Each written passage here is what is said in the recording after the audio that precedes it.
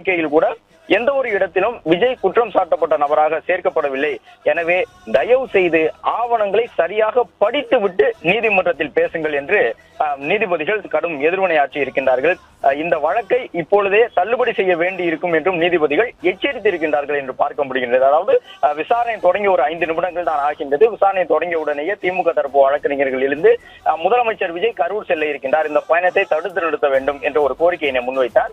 எல்லாருக்கும் இதுல ஒரு சர்ப்ரைஸ் என்னன்னா, முதல்வர் கரூருக்கு சென்றால் திமுகவிற்கு எதுக்கு இவ்வளவு பயம் வருது? முதல்வர் கரூருக்கு போகணும்னா ஏன் திமுக இவ்வளவு பயப்படுறாங்க? கரூருக்கு போறது ஒரு முதல்வருக்கு அந்த மாநிலத்தில் உள்ள எங்க போறதுக்கு 100% உரிமை உண்டு. அனைத்து தொகுதிகளும், எல்லா தொகுதிகளும், எல்லா இடத்திற்கும் முதல்வர் 100% போறதுக்கு உரிமை உண்டு எல்லா இடத்துலயும். ஆனால் கரூருக்கு போறாருன்னா ஏன் இவ்வளவு பயப்படுறாங்க?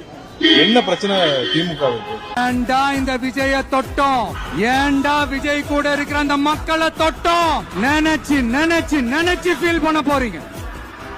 குறி வைத்தால் தவற மாட்டேன், தவறுமானால் குறியே வைக்க மாட்டேன்.